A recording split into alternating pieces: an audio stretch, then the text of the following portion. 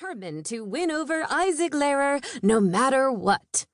A series of slapstick shots would follow us running into each other in Central Park, flicking latke batter at each other in my kitchen, and ice skating at Rockefeller Center, where he'd witness me landing a triple axel.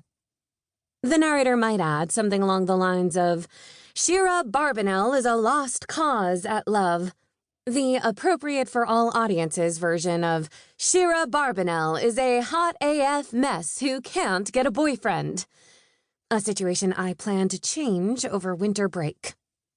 I'd met Isaac, my great-uncle's 19-year-old intern, sporadically over the last year at family and company events. He was 6'3", lanky, and as dreamy as Morpheus.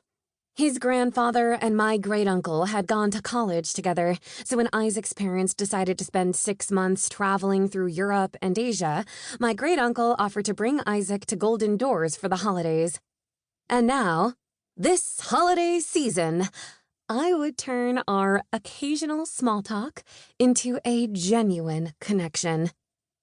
And maybe I didn't have a great record of getting boys to like me, but that could change. Besides, not everything could go as badly as it had with Tyler, who, in a cruel twist of fate, was now the only other person left at baggage claim. Also, while I was blatantly ignoring him, I found it insulting that he so easily ignored me. To add insult to injury, our belated bags came out nestled together. I looked pointedly away while Tyler pulled his duffel bag free, and instead of walking over, waited for my slow, voyaging suitcase to reach me. When it did, I heaved the bag off the conveyor belt and lugged it across the nearly empty room. Nantucket's small airport was almost more like a train station. The whole of ACK could fit inside Grand Central. Still, a broken wheel on my suitcase left me panting and awkward as I reached the doors, where I accidentally made eye contact with Tyler. He smirked. Well, the plane ride had turned my normally impeccable curls both frizzy and greasy, and I could feel a zit poking out of my chin. Tyler looked like he'd stepped out of central casting. His soft golden hair gave him the aura of a Disney prince, and even the amusement in his blue eyes didn't detract from his angelic looks. "Hey, Shira." "Tyler?" I dragged my suitcase another few feet. "Need any help?" "No." "Suit yourself." He turned away, buttoning up his woolen coat and tossing one end of a scarf over his shoulder. It was 16 degrees outside.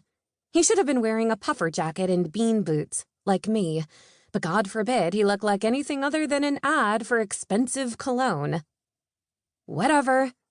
I didn't care if he froze to death or ruined his fancy leather shoes. Tyler Nelson came in at number 1 on the list of Shira Barbanel's disastrous attempts at romance, and I wanted nothing to do with him. The list, in no particular order. 1. Jake Alvarez. Asked him to homecoming last year, only to have him blink, stumble backward, and stutteringly tell me he already had a date. 2. Dominic Hoffman from Camp Bellman. Mocked him relentlessly in an attempt at flirting, made him cry and leave for home early. 3. Siddharth Patel from Driver's Ed. Lusted after him silently throughout the entire course. Finally exchanged numbers on the last day. No response to my one brave text, "Hey." 4. Tyler Nelson. Spent 4 summers madly in love with him, only to finally make a move and be utterly, devastatingly rebuffed. Isaac. Handsome, smart, sophisticated Isaac would not be another example of me failing at boys.